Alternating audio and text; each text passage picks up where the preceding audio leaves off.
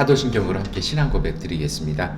나는 전능하신 아버지 하나님 천지의 창조주를 믿습니다. 나는 그의 유일하신 아들 우리 주 예수 그리스도를 믿습니다. 그는 성령으로 잉태되어 동정녀 마리아에게서 나시고 본디오 빌라도에게 고난을 받아 십자가에 못 박혀 죽으시고 장사된 지 사흘 만에 죽은 자 가운데서 다시 살아나셨으며 하늘에 오르시어 전능하신 아버지 하나님 우편에 앉아 계시다가 거기로부터 살아있는 자와 죽은 자를 심판하러 오십니다. 나는 성령을 믿으며 거룩한 공교회와 성도의 교제와 죄를 용서받는 것과 몸의 부활과 영생을 믿습니다. 아멘. 찬송가 314장 찬송 드리겠습니다. 내 구주 예수를 더욱 사랑 엎드려 비는 말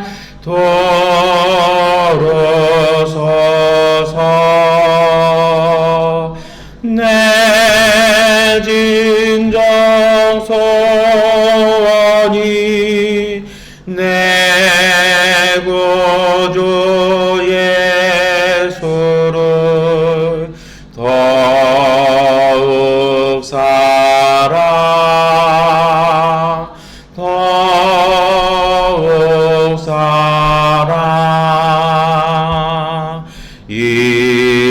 이전엔 세상 나 기뻐서도 지금 내 기쁨은 오직 예수 다만 내 비는 말 내 구주 예수를 더욱 사랑 더욱 사랑 이 세상 떠날 때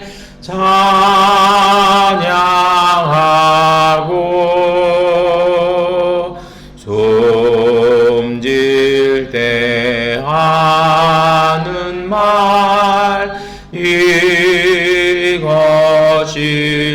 이것일세 다만 내 비는 말 내 구주 예수를 더욱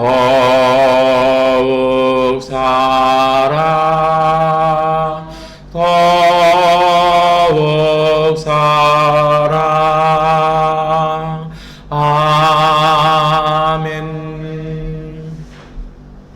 요한복음 13장 3절부터 17절까지의 말씀 함께 읽겠습니다. 예수께서는 아버지께서 모든 것을 자기 손에 맡기신 것과 자기가 하나님께로부터 왔다가 하나님께로 돌아가신다는 것을 아시고 잡수시던 자리에서 일어나서 겉옷을 벗고 수건을 가져다가 허리에 두르셨다. 그리고 대야에 물을 담아다가 제자들의 발을 씻기시고 그 두른 수건으로 닦아 주셨다. 시몬 베드로의 차례가 되었다. 이때에 베드로가 예수께 말하였다. 주님, 주님께서 내 발을 씻기시렵니까? 예수께서 그에게 대답하셨다. 내가 하는 일을 지금은 내가 알지 못하나 나중에는 알게 될 것이다.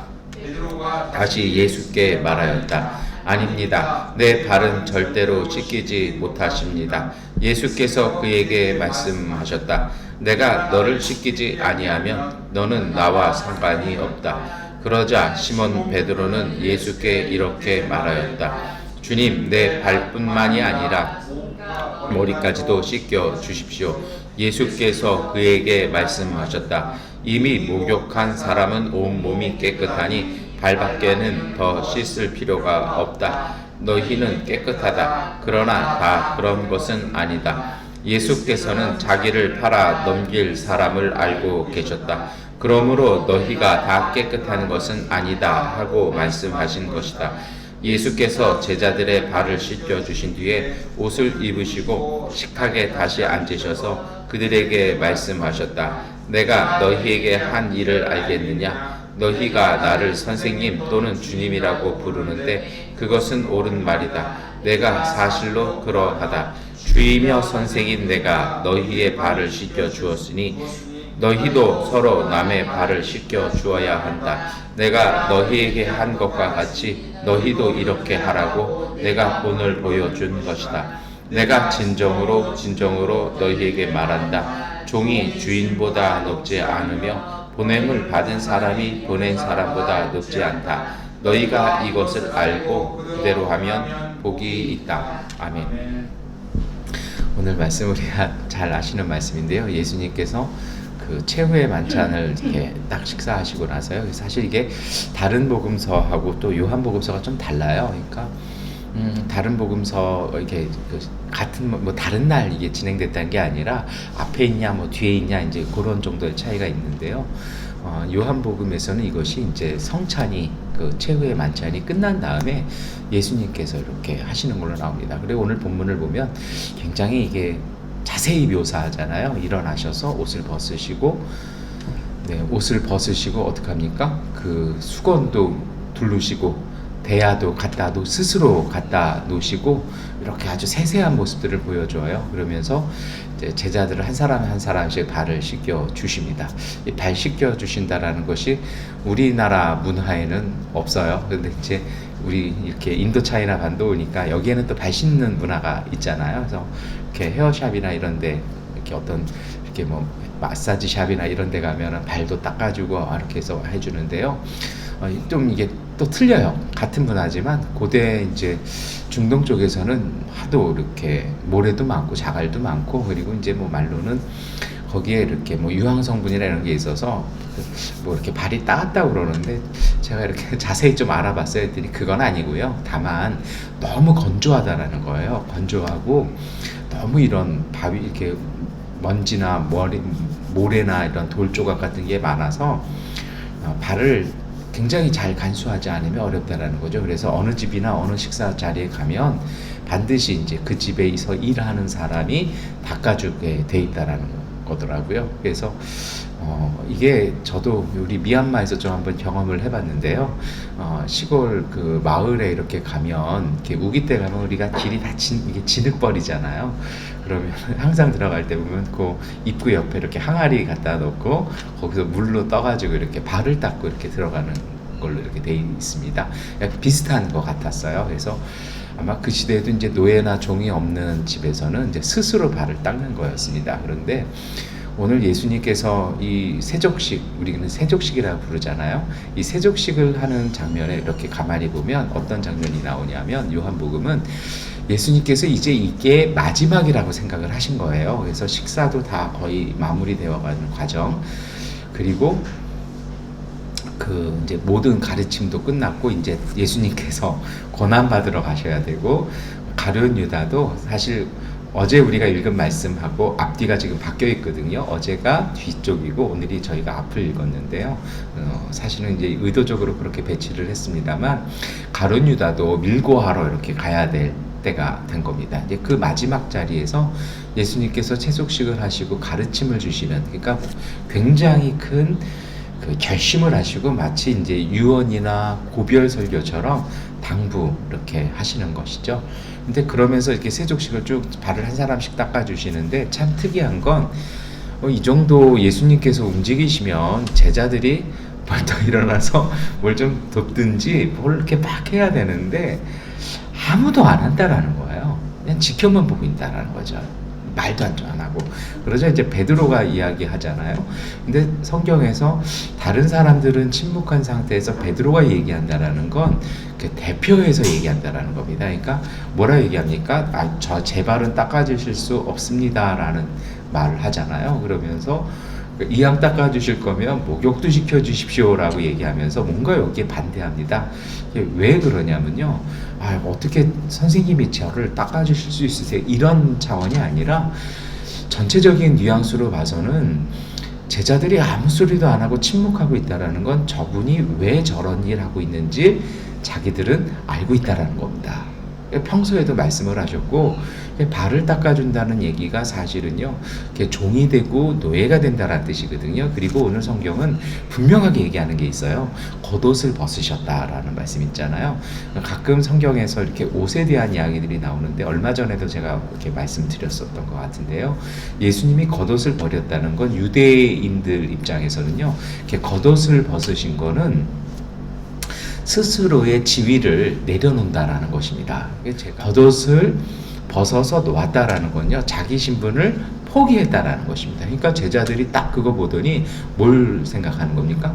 저분들이 우리가 그렇게 반대했는데 고난의 길을 선택하셨구나. 그러니까 뭔가 이게 싫은 상황인 것이죠. 그러니까 베드로가 나서서 할 수 없습니다. 그리고 이거 해주시려면 차라리 우리를 위해서도 이거 뭔가를 좀 해주십시오 라고 얘기를 딱 하는, 서로 간에 그렇게 주고받는 이야기입니다. 그리고서 예수님께서 씻겨주시고 나서 다시 이야기를 하시는 것이 오늘 나오죠. 내가 너희에게 한 일을 알겠느냐. 그러니까 이렇게 한 것에는 예수님의 의도가 있었다라는 것입니다. 그리고 13절에 뭐라고 말씀합니까? 나를 선생님 또는 주님이라고 부르는데 진짜 그렇다. 내가 겉옷도 벗겼고 노예들이 하는 일을 했지만 나는 여전히 선생님이고 나는 여전히 주님이다라고 천명하시는 것입니다. 그러면서 이제 14절부터가 중요한 말씀이죠. 무슨 뜻입니까? 내가 너희를 씻겨주었으니 너희도 다른 사람들을, 너희도 서로를 씻겨주어야 한다 라고 말씀을 합니다. 이 말씀이 우리에게 주는 의미, 어떻게 우리가 기도해야 될까요? 저는 이렇게 생각합니다. 우리 한국에서는 발을 씻겨주는 그러한 문화는 없습니다. 그래서 가끔 교회에서 이렇게 고난주간 돼 보면은 목요일날 성찬식과 함께 세족식을 이렇게 하는 경우가 있어요. 근데 우리 말씀 여러 번 드렸습니다만 한국에서는 발을 닦아주는 문화가 별로 없잖아요. 우리가 뭐 나이 드신 부모님이나 아니면 뭐 아픈 분이나 아니면 정말 어린아이들 외에는 한국 문화는 자기 발은 자기 스스로 닦도록 그렇게 되어 있습니다. 이게 발을 씻겨준다는 의미가 우리에게 참 어렵죠. 그래서 그냥 원형 그대로 이렇게 하는 경우가 있습니다. 어떤 의미일까요? 이렇게 발을 씻겨준다라는 것은요, 저는 이렇게 생각해요. 뭐냐면요, 첫 번째는 밖에 다니다가 상한 발을 집 안에 오면 깨끗하게 청결을 유지해야 합니다. 그러니까 집 안에 있으려면요, 깨끗한 발로 있어야 한다라는 것이죠. 간단하게 말씀을 드리면 그 자리에 어울리도록 그 사람의 발이나 그 사람의 삶을 정결하게 온전하게 해주라는 것입니다. 여러분, 사실은요, 이게 굉장히 중요한 겁니다. 우리가 신앙생활 하면서 사랑에 대한 이야기, 저도 사순절 기간 동안 선한 의지와 선한 뜻, 선한 생각, 사랑에 대해서 많이 말씀을 드렸어요. 그러면 그 선한 의지, 선한 생각, 선한 뜻의 그 사랑 어떤 것일까요? 그건 이런 것 같아요. 뭐냐면요, 언뜻 보았을 때 거기에서 문제가 될 만한 것들, 예를 들면요, 더러워진 것이나 지저분해진 것들을 깨끗하게 치우려는 마음입니다. 딱 보았더니 어디가 망가져 있어요. 그러면 그걸 누굴 시키는 것도 있겠지만 아무도 그것을 할 사람이 없을 때는 내가 그것을 연장을 가져다가 그것을 고쳐놓는 것일 것입니다. 어떤 사람을 봤는데 그 사람이 정상적인 삶을 못해요. 여러 가지 뭐 병이나 여러 가지 문제들로 인해서 그 정상적인 일을 못해요. 그랬을 때 그분이 정상적인 삶을 살아갈 수 있도록 그것을 도와주는 일일 것입니다. 정말 이 발을 씻겨준다는 의미는 전 그런 것 같아요. 말씀드렸던 것처럼 뭔가가 부족하고 지저분하고 더러워지고 깨어진 것을 다시 원상태로 회복시켜주는 섬김, 이것이 저는 발을 씻겨줌의 의미인 것 같습니다. 그래서 그 일들이요, 지저분하고 더럽고 힘듭니다. 그래서 사상은 그런 일들을 노예라든지 아니면 신분이 낮거나 아니면 물질적으로 굉장히 어려운 사람들에게 그런 일들을 시킵니다. 그런데 오늘 예수님께서 거기에 대해서 아주 천명을 하시지 않습니까? 너희가 나더러 선생님이라고 하고 주님이라고 하는데 내가 발을 씻겨주었지만 난 여전히 선생님이고 난 여전히 주님이라는 것입니다. 다시 말해서 세상의 평가와는 다를 것이라는 것입니다. 가끔 우리가 그런 경우도 있을 것 같아요. 아이고 이렇게 하는데 굳이 그런 일을 직접 하십니까? 직접 할 수 있으면 직접 하는 게 맞다라는 것입니다. 세상에서는요, 내 체면이 낮아지고 사람들이 나를 쉽게 보고 우습게 볼 거라고 생각하지만 하나님은 여전히 동일하게 보신다라는 것입니다. 그리고 또한 주시는 말씀 있지 않습니까? 마지막의 말씀이죠. 17절입니다. 우리 함께 읽겠습니다. 너희가 이것을 알고 그대로 하면 복이 있다. 아멘. 이게 진짜 복이라는 겁니다. 왜 그러냐면요, 이 복이라는 말이 이스라엘 사람, 특히 유대인들이 갖고 있는 복은요, 바라크라는 뜻입니다. 바라크는요, 어떤 뜻이냐면 이번 주간에 많이 말씀드린 것 같아요. 생명이라는 뜻이에요. 하나님이 새를 창조하셨는데 진짜 복이 뭐냐면요, 그 새가 공중에서 날면 그게 바라크예요. 하나님이 사람을 지으셨는데 그 사람이 여기에서 열심히 건강하게 잘 살고 있으면 그게 복이에요. 그럼 우리가 한국 분들이 많이 생각하는 흥부의 그런 복 있잖아요. 박이 복이 되는 그런 건요. 그래서 그런지 우리가 대박 난다라는 표현을 요새 쓰는 것도 같은데요. 대박과 복은 달라요. 근데 다르지만 같아요. 왜 그러냐면요, 그 자기에 맞는 자리에서 자기의 삶에 맞게 열심히 살아가면 하나님께서 약속해 주신 것이 있다라는 것입니다. 그런데 아픔은 뭐냐면 그 자리에서 못 사는 거죠. 뭔가 더러워졌거나 깨어졌거나 부수어진 것이요. 그래서 그것을 씻어주고 그거를 원상 회복시켜주고 그것을 온전하게 살아갈 수 있도록 이렇게 흙을 잘 복돋아 주는 일을 한다라면 하나님이 주시는 축복은 그 속에 반드시 임한다라는 것입니다. 그것은 하나님이 하시는 일이라면 오늘 우리가 할 일은요, 그 자리, 그 모습, 우리가 있어야 될 자리, 있어야 될 모습, 가져야 될 마음, 해야 될 실천을 하는 것이라는 것입니다. 그래서 사실은 오늘 예수님의 이 가르침은요, 우리의 삶의 방향성과 가치관을 얘기를 해주는 것입니다. 어떻게 해야 할까요? 제자들은요, 이거를 깨닫지 못했습니다. 그리고 이것을 할 때까지 오래 걸렸던 것 같아요. 저는 이것을 어떻게 실천해야 될까 밤새 한번 묵상하면서 생각을 해봤습니다.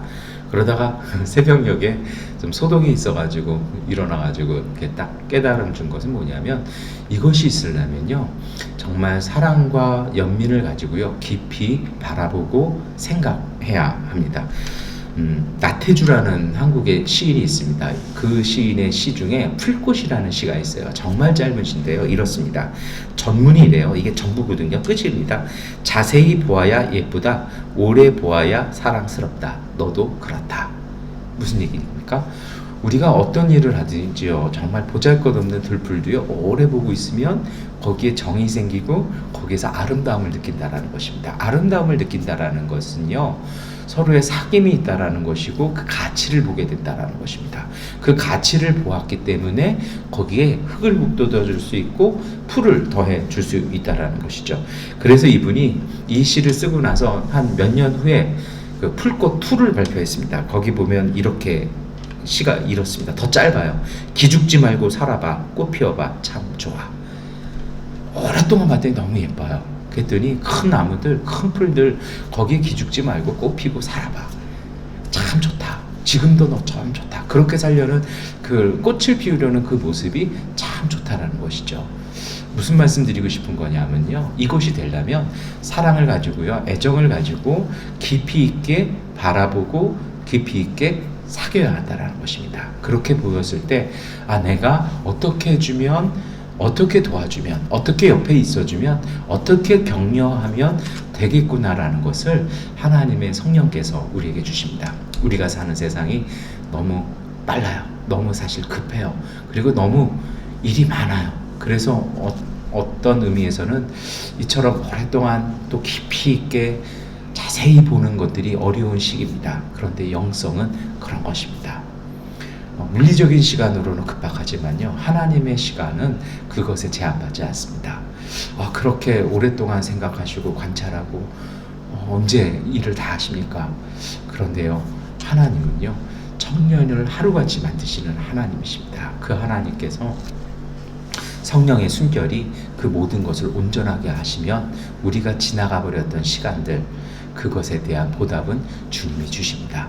오늘 우리의 이 말씀, 예수님께서 가르쳐 주신 십자가 지시기 전에 마지막 가르침, 이 말씀을 지키기 행하기 위해서요, 우리가 정말 선한 마음, 애정 있는 마음으로요, 깊이 보고 관찰하고 그 속에서 아름다움을 찾아보고 가치를 발견하고, 그리고 그 가치가 지켜질 수 있도록 우리의 작은 힘이나마 이렇게 보태주고 함께 해줄 수 있는 삶, 저는 그것이 발을 씻겨주는 삶인 것 같습니다. 그러한 삶을 살아가는 오늘 우리에게 하나님께서 큰 복 주실 것입니다. 기도하겠습니다.